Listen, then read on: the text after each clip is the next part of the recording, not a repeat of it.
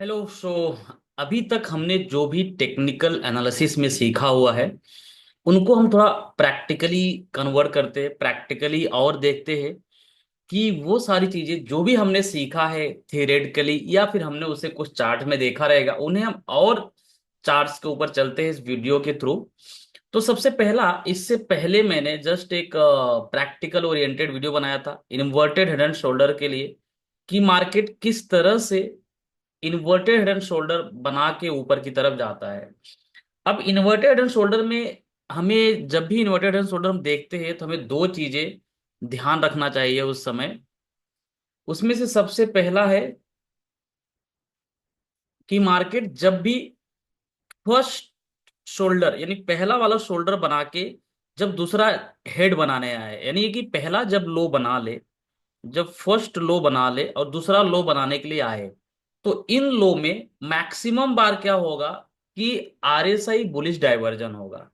इस समय RSI bullish diversion होने के चांसेस बहुत ज्यादा है। और अगर आरएसआई बुलिश डाइवर्जन हो रहा है, कई बार हो सकता है नहीं भी हो, राइट, लेकिन मैक्सिमम बार ऐसा होने का चांसेस है कि यहाँ पे आरएसआई बुलिश डाइवर्जन हो और वहां से मार्केट जब जाके नेक्स्ट शोल्डर बना के अगर ब्रेकआउट दिया तो फिर वो ऊपर की तरफ निकलेगा। चलो इसको समझते हैं। इसको मैं इन्वर्टेड शोल्डर ड्रॉ करता हूँ। पिछली वीडियो मैंने ये ड्रॉ करके भी दिखाया था। तो यहां से मैं देखो ये वाले पॉइंट से ले लेता हूं। अब कहीं भी टॉप, आप पहला पॉइंट कहीं भी पकड़ लो, चाहे एकदम टॉप पे पकड़ लो या कहीं पे, लेकिन जो उसका सेकंड पॉइंट आपको टच कराना है वो जो फर्स्ट शोल्डर बनेगा उसके लो पे। दूसरा आपको थर्ड पॉइंट लेना है आपको, जो है नेक लाइन के हाई पे, यानी जो हाई जस्ट बना होगा यहाँ पे। फिर हम ले लेंगे बॉटम पे। और उसके बाद जो स्विंग, जब मैंने ये वीडियो बनाया था तब उस समय ये वाला हाई था, राइट। उसके बाद ये स्विंग लो बनाया, तो ये बन गया इस तरह से आपका shoulder, hidden inverted hand shoulder. अब आप देखो यहां से पॉइंट समझने वाली बात क्या है। यहाँ पे देखो, पहला तो एक हमें यहाँ पे ना आरएसआई डाइवर्जन दिख रहा है। ये लो के बाद जब ये लो बना तो आप देखो जो आरएसआई है वो बहुत ज्यादा नीचे नहीं है, लगभग उसी के बराबर है। दूसरा पॉइंट, इसको जब ब्रेक किया, यानी इस ये जो नेक लाइन है ये आपका नेक लाइन है, इस नेक लाइन को जब यहाँ पे ब्रेक किया तो उसके बाद एक पुल बैक हुआ, एक रिट्रेसमेंट हुआ। अच्छा, ये रिट्रेसमेंट है ना, ये रिट्रेसमेंट कहां तक होगा? ये जो नेक लाइन बनता है आपका, ये नेक लाइन आपका सपोर्ट की तरह काम करता है। तो एक तो पॉइंट है कि आप इस नेक लाइन पे जैसे ही टच करें वहां से कुछ रिवर्सल बने, समझ जाओ कि वह वो ऊपर जाएगा, राइट। क्योंकि ब्रेकआउट देने के बाद तुरंत मार्केट नहीं चलता है, राइट, तुरंत नहीं चलता है, पुल बैक लेता है। अच्छा, ये पुल बैक आप फिबोनाची के जरिए भी जान सकते हो। यहाँ पे चलो फिबोनाची, ये वाला पुल बैक ढूंढेंगे। यहां से ये जो पुल बैक लिया है इसे हम देखते हैं कि क्या फिबोनाची के ऊपर ये वर्क किया है। सो देखते हैं फिबोनाची, यहां से ले लेते हैं फिब रिट्रेसमेंट, ये वाला लो से पकड़ेंगे, राइट, यहां से। और इस तरह से हम मार्किंग करेंगे इसको।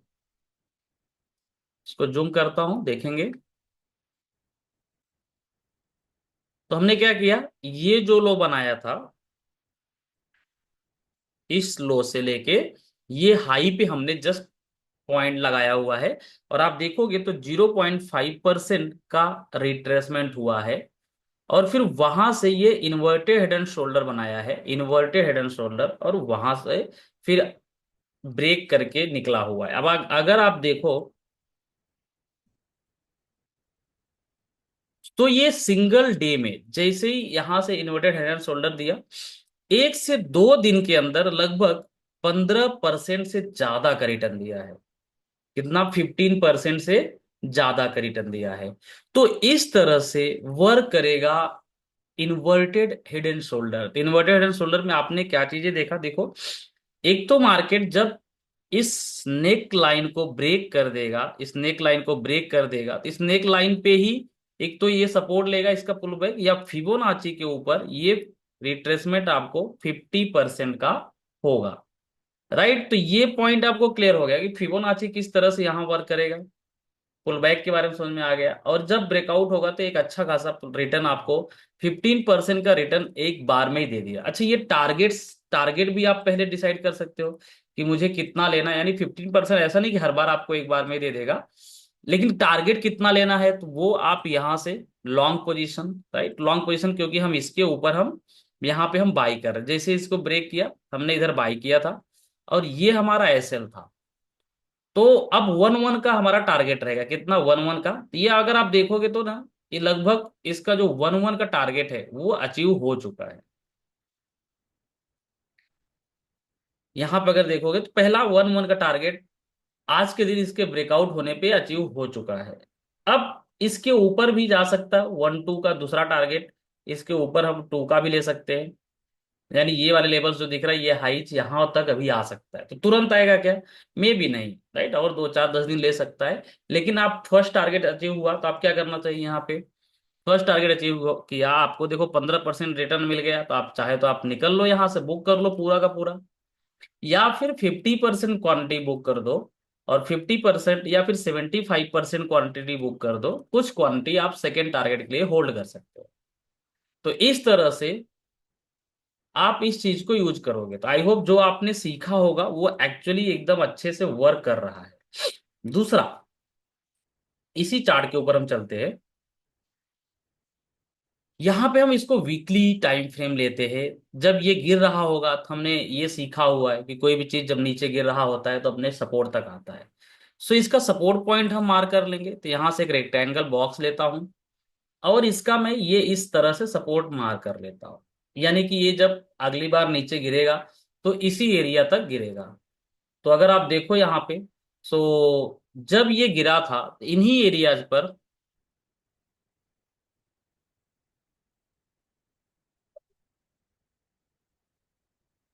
इन्हीं एरिया पर अगर आप देखो तो ये मैक्सिमम टाइम यहाँ पे सपोर्ट ले रहा था। सो यानी ये पॉइंट पे इसने सपोर्ट तो लिया, राइट। फिर जब कोई भी चीज गिर रहा होता है तो इस तरह से इधर आके सपोर्ट लेता है, जो भी पिछला उसका रेजिस्टेंस होता है वो सपोर्ट की तरह काम करता है। तो ये जो पॉइंट हमने देखा, ये पॉइंट यहाँ पे पहले ये रेजिस्टेंस थे, राइट, पहले रेजिस्टेंस थे, उसको ब्रेक करके गया था, तो आगे के लिए सपोर्ट का काम करेगा। तो यहाँ वर्क किया काफी देर। मार्केट देखेंगे अक्टूबर 23 अक्टूबर से लेके लगभग 10 जनवरी तक उसी प्राइस पे होल्ड किया। तो यानी सपोर्ट की तरह काम तो जरूर किया, लेकिन फाइनली फिर इसको ब्रेक करके नीचे आया। तो ऐसा क्या यहाँ पे बना इस एरिया में, ऐसा क्या इस एरिया में बना कि हम आइडेंटिफाई कर पाए कि इसे ब्रेक करके नीचे आएगा? तो आपने एक ट्रायंगल पैटर्न पढ़ा होगा, राइट, ट्रायंगल पैटर्न, जिसमें से डिसेंडिंग ट्रायंगल पैटर्न आपसे आपने सीखा होगा। कौन सा? Descending triangle pattern.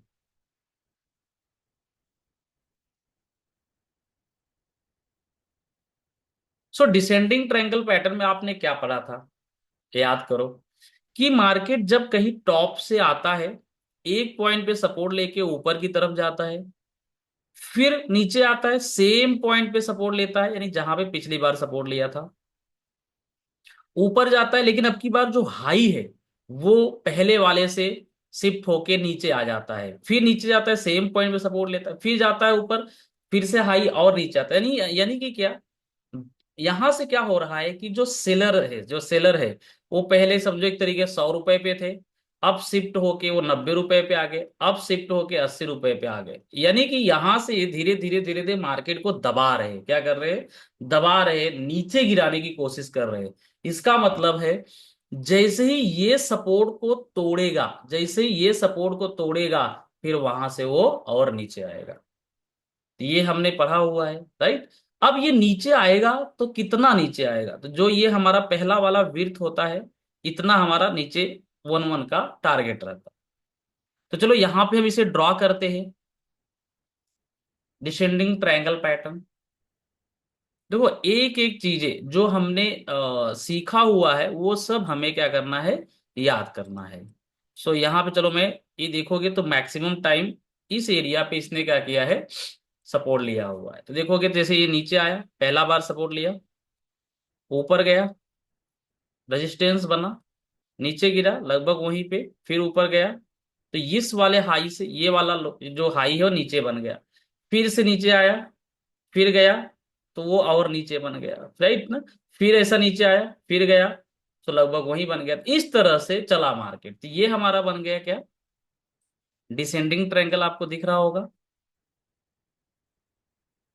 तो कुछ इस तरह से बना ये डिसेंडिंग ट्रायंगल, यानी कि जब इसको ब्रेक करेगा, ब्रेक करेगा तो क्या होगा, नीचे की तरफ गिरेगा। यहां पे देखो ये ब्रेकआउट हो गया, क्या हो गया, ब्रेकआउट हो गया। अब ब्रेकआउट होने के बाद हमने ये भी पढ़ा है कि मार्केट जब ब्रेकआउट देता है तो एक पुल बैक भी लेता है, और पुल बैक लेने के टाइम पे ये जो लाइन बन रही है, ये जो सपोर्ट थी, ये वाली लाइन, ये कहीं ना कहीं अब आगे रेजिस्टेंस का काम करेगा, यानी इसी एरिया से फिर से वो नीचे गिरेगा। तो जैसे ही पुल बैक लेके नीचे गिरा, इस पॉइंट को ब्रेक किया, तो वहां से क्या होगा, फिर इसका गिरावट चालू हो जाएगा। और आपको जो टारगेट देना है इसे, यानी कि इसका जो 1-1 का टारगेट है, हम यहाँ मेजर कर लेंगे लॉन्ग शॉर्ट पोजीशन लेकर। सो हमने इसके नीचे सेल किया हुआ है, राइट ना, इसके नीचे। और हमारा जो स्टॉप लॉस है, ये हाई पहला वाला, ये देखो ये वाला हाई, राइट, हमने इस लाइन के नीचे सेल करेंगे। ये वाला पॉइंट हमारा एसएल रहेगा, राइट, पहला वाला विड्थ मैंने बताया था डिसेंडिंग ट्रायंगल में। अब उसके बाद ये यहां से क्या होगा कि इसका पहला टारगेट हमें अचीव कर लेना है, तो हम इसे ड्रैग करेंगे पकड़ के नीचे की तरफ, जब तक कि हमारा रिस्क रिवॉर्ड रेशियो 1 का नहीं आ जाता है। तो इसे हमने क्या किया,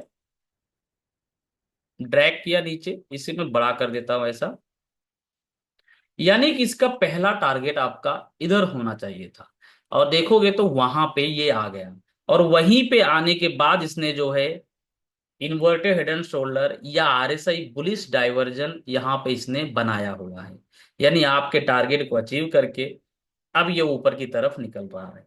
अब आगे ये जो पहले सपोर्ट की तरह काम किया था, अब यहाँ पे ये रेजिस्टेंस की तरह आगे काम करना चाहिए, राइट। तो ये स्टॉक है एमआरपीएल, आप जाके इसके बारे में खुद से आप इसे स्टडी कर सकते हो। तो इस तरह से हो गया एक प्रैक्टिकल, राइट, इसके अंदर मैंने कई सारी चीजें इंक्लूड कर दिया जिसे आपको समझने में आसानी होगी। तो हमने एक descending triangle pattern, resistance, support, inverted head and shoulder, pull backs, ये चीजें यहाँ पे हमने समझा। अब आते हैं किसी दूसरे स्टॉक पे, जैसे यहाँ पे हम जो है देखते हैं, ये स्टॉक है अलेम्बिक फार्मा। अब इस स्टॉक में यहाँ पे देखेंगे तो एक डोजी बना हुआ है, तो कहीं ना कहीं ये एक रेड कैंडल, ये एक डोजी और ये ग्रीन कैंडल, इन तीनों कैंडल्स को मिला के बनता है मॉर्निंग स्टार। क्या बनता है, मॉर्निंग स्टार। सो मॉर्निंग स्टार कैंडल पैटर्न बना, तो आपको इसका फीचर हमने बताया हुआ है क्लासेस में, कि इसके बाद ये मार्केट यहां से ऊपर की तरफ जाता है, ट्रेंड चेंज होता है, यानी जो ट्रेंड अभी तक था बेरिश, वो चेंज होके बुलिश होता है। लेकिन क्या ये हर बार होता है, हर बार वर्क करेगा, ये तो मैक्सिमम बार काम करता है। लेकिन इसकी एक्यूरेसी बढ़ती कब है, जब मार्केट ओवरसोल्ड जोन में हो, आरएसआई इसका ओवरसोल्ड, डीप ओवरसोल्ड, यानी कि जैसे कि आरएसआई 10 चल रहा हो, 20 चल रहा हो, या 25 चल रहा हो, इस तरह से आरएसआई कुछ ज्यादा ही ओवरसोल्ड हो।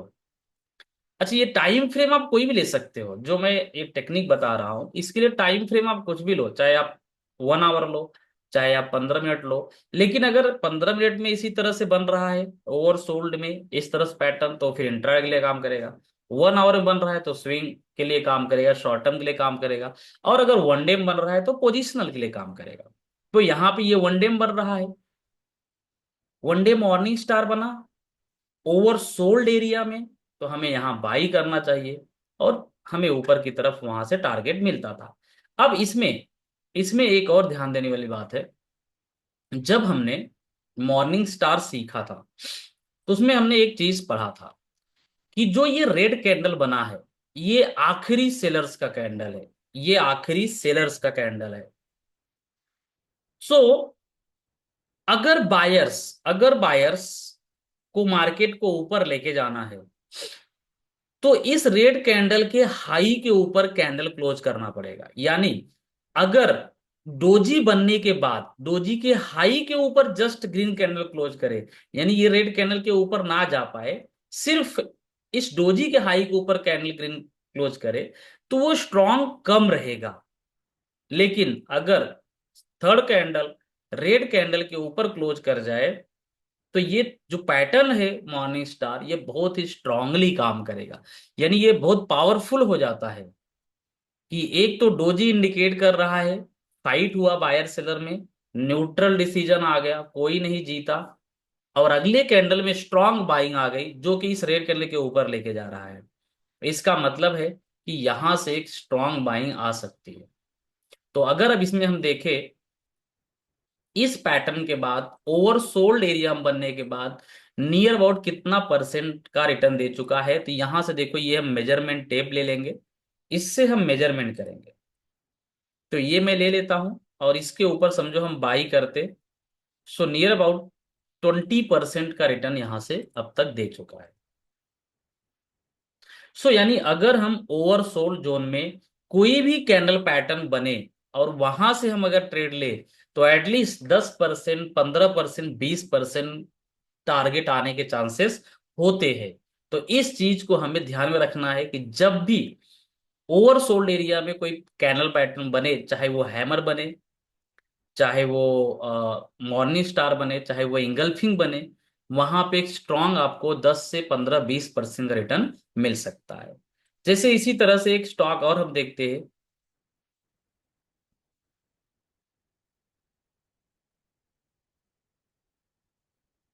यहां पे भी सेम वैसे ही एयू स्मॉल फाइनेंस बैंक है।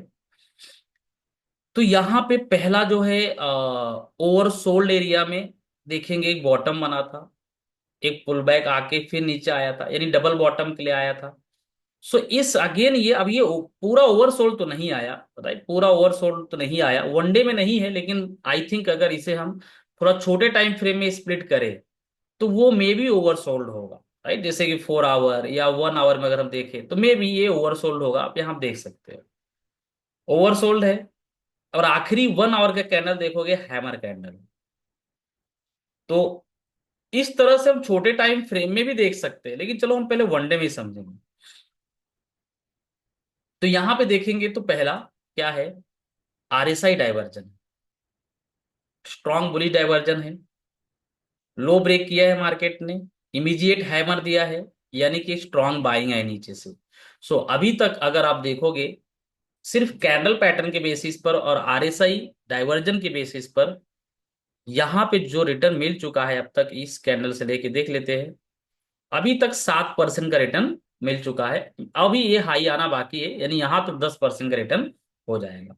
सो आरएसआई डाइवर्जन ढूंढना है आपको कहां पे, मार्केट जब भी ओवरसोल्ड जोन में हो। नेक्स्ट देखते एग्जांपल। अब ये है राइट्स। अब ये स्टॉक अगर आप देखोगे तो डाउन ट्रेंड में काफी दिनों से गिर रहा था, लेकिन जब इसे ट्रेंड रिवर्सल करना हुआ, बॉटम से रिवर्सल करना हुआ, तो किस तरह से आपको पता चलेगा ये समझते हैं। तो सेम यहाँ पे अगर आप देखोगे तो मार्केट आया है, एक बॉटम बनाया है और यहाँ पे आरएसआई पूरा का पूरा ओवरसोल्ड है। अब यहाँ पे या तो हमें कुछ पैटर्न मिल जाए, देखो कैंडल पैटर्न के थ्रू अगर आप ट्रेड लेते हो ना तो वहां पे कई बार हो सकता है कि बड़े ट्रेड ना मिले, लेकिन जब चार्ट पैटर्न के थ्रू ट्रेड लेते हो तो वहां पे एक बड़ा टारगेट मिलता है। तो अब यहां पे अगर आप देखो एक बॉटम बनाने के बाद मार्केट ऊपर जाके नीचे आया तो आप श्योर है कि आप ये आरएसआई बुलिश डाइवर्जन बनने का वेट करोगे। यहां पे अगर आप देखोगे तो आरएसआई बुलिश डाइवर्जन बना है, राइट।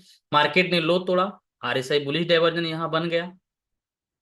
अब जब भी मार्केट आरएसआई बुलिश डाइवर्जन बनाए, यानी कि पिछला लो तोड़े, पिछला लो उसका ब्रेक कर दे,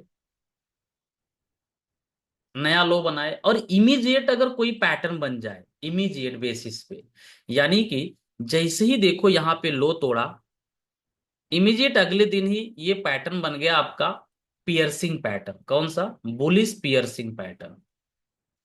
सो बुलिश पियर्सिंग पैटर्न का आपको वर्क पता है कि भाई पिछले रेड कैंडल के 50% के हाई, 50% से ज्यादा अगर क्लोज कर दे ग्रीन कैंडल तो बुलिश पियर्सिंग हो जाता है, और फिर वहां से ही मार्केट ट्रेंड चेंज करता है उस पैटर्न के थ्रू। तो जैसे ही आरएसआई डाइवर्जन बना, यहाँ पियर्सिंग पैटर्न बनाया और वहां से फिर मार्केट एक स्विंग हाई दिया। फिर एक स्विंग लो दिया। अब देखो, जब ये वाला स्विंग लो देता है ना मार्केट, ये पॉइंट ध्यान समझो, कि जैसे ही मार्केट डबल बॉटम बना के आरएसआई बुलिश डाइवर्जन देके ऊपर जा रहा है पैटर्न बना के, और अगर वो स्विंग लो बनाने आ रहा है, अगले फिर से नीचे की तरफ आ रहा है, तो आपको घबराना नहीं है। दो पॉइंट याद रखना है। एक जो ये आरएसआई लाइन है ना, ये जो इसका आरएसआई का मूविंग एवरेज वाला लाइन है, अगर आपके आपके चार्ट पे ये चीज ऑन नहीं होगा तो आप इसे ऑन कर सकते हो। यहाँ पे देखो आरएसआई बेस्ड एमए है, इसे आप ऑन कर सकते हो। अगर ये नीचे की तरफ आ रहा है तो दो चीजें, एक तो है कि ये इस जो एमए वाला लाइन है, आरएसआई लाइन, उसे टच करने आएगा। उसे क्या करने आएगा? टच करने आएगा। वहीं से फिर से बाउंस बैक मारेगा। दूसरा है ये कि आप फिबोनाची लगा के देखोगे कि ये पुल बैक 50% या 61.8% आनी चाहिए। तो चलो यहां लगा लेता हूं मैं। सो अगर आप देखो तो ये 61.8% यानी 0.618 उधर ही आके, और ये जस्ट यहां टच भी किया है। दोनों वर्क किया है परफेक्टली। दोनों परफेक्टली वर्क किया है कि आरएसआई एमए वाले लाइन को टच किया है, और फिबोनाची में 0.61 के पास आके टच किया है, और वहां से ऊपर गया है। तो ये सारे पॉइंट देखो हमने सीखा हुआ है, लेकिन मैं अब सबको एक साथ मिक्स करके आपको बता रहा हूं, प्रैक्टिकली ओरिएंटेड। और अगले दिन देखोगे तो वहां से बाउंस हुआ और यहां से ऊपर की तरफ जा रहा है। सो तो इस तरह से अगर आप ट्रेड में हो, ट्रेड आपने ले लिया है, तो जब ये पुल अप पुल बैक आएगा, तो इन दो पॉइंट से आपको ध्यान रखना है। अब यहाँ पे आप टारगेट क्या ले सकते हो इस चीज का? तो सबसे पहला टारगेट तो आपका यही रहेगा। अच्छा, यहाँ पे अगर एक ध्यान से देखो तो एक तरीके से ना इन्वर्टेड हेड एंड शोल्डर भी दिख रहा है। किस तरह से? चलो ड्रॉ कर देता हूं मैं ये पहला हाई ये पकड़ लेता हूँ, ये इसका लेफ्ट शोल्डर, ये इसका हाई, ये इसका हेड, और ये इसका नेक्स्ट। यहाँ पे कुछ इस तरह से आप देख सकते हैं। तो इसका मतलब है अगर इन्वर्टेड हेड एंड शोल्डर है तो इसका टारगेट 1-1 का होना चाहिए। तो 1-1 का टारगेट हम ले लेंगे। चलो लॉन्ग पोजीशन। सो इसके ऊपर हमारा ब्रेकआउट हुआ है, ये हमारा एसएल रहेगा, और 1-1 का टारगेट यहां तक, यानी इसका मतलब अभी तक इसका टारगेट अचीव नहीं हुआ है, अभी भी इसको यहां तक आना चाहिए। सो इन फ्यूचर आप देख सकते हो ये स्टॉक को कि आगे आता है या नहीं आता यहां तक। तो इस तरह से आप इसके टारगेट पॉइंट को भी निकाल लिए कि कहां पर हमें बुक करना है। राइट, तो ये एक हो गया आपके प्रैक्टिकल्स के अंदर। सेम जो मैंने आपको आरएसआई का एमए वाला लाइन बताया, तो यहाँ पे और हम कहीं पे प्रैक्टिकल करते हैं वैसी चीज को। जैसे यहाँ पे अगर आप देखो अशोका बिल्ड को, अब सेम ये स्टॉक अगर आप देखो नीचे की तरफ आया, यहां से एक बाउंस बैक मारा, लेकिन फिर से ये नीचे की तरफ आ रहा। अब की बार ये अपने बॉटम पे आ नहीं आ रहा है, यानी आपको बुलिश डाइवर्जन के लिए या अपने डबल बॉटम के लिए यहां पे नहीं आके ये पहले से ही रिवर्सल ले लिया। तो इसका एक रीजन क्या है? वो है एमए वाला लाइन। तो आप देखोगे तो आरएसआई लाइन एमए वाले लाइन को जस्ट टच करने आया, और उससे वहीं से बाउंड हुआ, यानी कि इसके पास इतना जगह नहीं था कि ये इस एरिया में आके डबल बॉटम करके ऊपर जाए, क्योंकि ये इस यहीं से अप ट्रेंड बनना अभी स्टार्ट हुआ है। अभी तक ये ब्रेकआउट नहीं दिया है, लेकिन आगे दे सकता है, यानी अगर इसके ऊपर क्लोज किया तो यहां से फिर ये आपको अप ट्रेंड में या और ऊपर की तरफ दिखेगा। ओवरऑल मेरा कहने का ये है कि जो आरएसआई का ये एमए क्रॉस वाला लाइन होता है, ये भी बहुत अच्छे तरीके से काम करता है जब मार्केट एक पुल बैक लेने के लिए आता है, वो भी सपोर्ट की तरह काम करता है। नेक्स्ट हमारा प्रैक्टिकल ओरिएंटेड है राउंडिंग बॉटम। आपको मैंने राउंडिंग बॉटम पढ़ाया रहेगा कि जब मार्केट एक अच्छी खासी रैली देता है तब वो करेक्शन में जाता है, टाइम करेक्शन या प्राइस करेक्शन, ऐसा दो तरह से करेक्शन में जाता है। तो जब मार्केट टाइम करेक्शन या फिर प्राइस करेक्शन में जाता है तो वो एक राउंडिंग बॉटम पैटर्न नीचे से बनाता है, कुछ इस तरीके से राउंड करके फिर से अपने इधर आ जाता है। तो ये वाला जो एरिया है इसका करेक्शन है, इसने इस एरिया में इस प्राइस पर बहुत दिन तक टाइम स्पेंड किया। तो चोलामंडल के स्टॉक पे आप देखोगे यही चीज हो रहा है। तो अगर हम इसे प्राइस करेक्शन भी देखें कि कितना परसेंट का करेक्शन हुआ है, तो हमें इसके लिए फिबोनाची यूज करना पड़ेगा। सो मैं इसे वीकली में ले लेता हूँ। वीकली में देखेंगे तो ये लो था, यहां से बाउंस बैक आया था, तो फिबोनाची में मैं यहाँ पे ले लेता हूँ और इसे मार्किंग कर देता हूँ कुछ इस तरह से। सो अगर आप देखो तो जो ये रैली था यहां से, ये इसका करेक्शन है 0.618। और उसी एरिया में आके ये देखोगे तो राउंडिंग बॉटम बनाना स्टार्ट किया। तो राउंडिंग बॉटम चलो हम देख लेते हैं वन डे टाइम फ्रेम में बेटर। इसे वीकली में देखोगे तो अब तो भी दिख रहा है आपको राउंड, राइट। इस तरह से आप देखो तो ये इस तरह से आके अब ये राउंड करके ऊपर की तरफ जा रहा है और इसे यहां तक आना चाहिए। सो किस तरह से बनता है राउंडिंग बॉटम, तो समझते चलो इसको। राउंडिंग बॉटम में मार्केट क्या होता है, इसे डाउन ट्रेंड में आ रहा है। सो इस तरह से कुछ ये डाउन ट्रेंड में आ रहा था, राइट। परफेक्ट डाउन ट्रेंड में आ रहा है। अब इसके कहीं ना कहीं जब इसका टारगेट अचीव हो जाता है 61.8% या 50%, तो उधर ही आके जो इसका बॉटम बनता है, जो अगला बॉटम बनता है, वो बॉटम ब्रेक होना बंद हो जाता है। ये जहां पे यहीं पे तो 61% कंप्लीट किया था उसने, तो इधर ही आके ये बॉटम ब्रेक होना बंद हो जाएगा। अब उसके बाद यहां से जो हाई बनाएगा, जो लो बनाएगा, वो लगभग इसके बराबर रहेगा, इसी के आसपास रहेगा। और धीरे धीरे ये जो हाई है, ये हाई वो शिफ्ट होने लगेगा ऊपर की तरफ। क्या होगा, ऊपर की तरफ शिफ्ट होने लगेगा। और फिर मार्केट धीरे धीरे अपने हाईज को ऊपर की तरफ शिफ्ट करता जाएगा। और ये जो लेवल यहां से बना हुआ है ये वाला, ये इस लेवल को देखोगे तो ऐसा तोड़ के धीरे धीरे करके ये ऊपर की तरफ निकल जाएगा। यानी ये अभी इस तरह से ऐसे ऐसे करके ऊपर की तरफ चला जाएगा। राउंडिंग बॉटम के बहुत सारे स्टॉक में मैं आपको प्रैक्टिस करके आगे की वीडियोज में भी दिखाऊंगा। तो इस तरह से राउंडिंग बॉटम का भी हम प्रैक्टिस कर सकते हैं। तो आपको ये चीजें इंट्राडे में भी मिल सकता है, वन डे 1 आवर किसी भी टाइम फ्रेम मिले, जिस टाइम फ्रेम मिले उस टाइम फ्रेम के हिसाब से काम करता है। सो आई होप कि ये प्रैक्टिकल सेशन आपके बहुत काम में आया होगा, कि जो भी चीजें आपने सीखा है थियोरेटिकली, उन चीजों को प्रैक्टिकली आप देख सकते हो। और खुद आप इन स्टॉक पे जाके इस तरह से ड्रॉ करके देखिए, ताकि वो आपके प्रैक्टिस में पूरी की पूरी तरह आ जाए। ओके, सो आई होप कि आपको अच्छे समझ में आया होगा। फिर मिलते हैं हम अगले वीडियोज में इसी तरह से और भी प्रैक्टिकली ओरिएंटेड वीडियो में।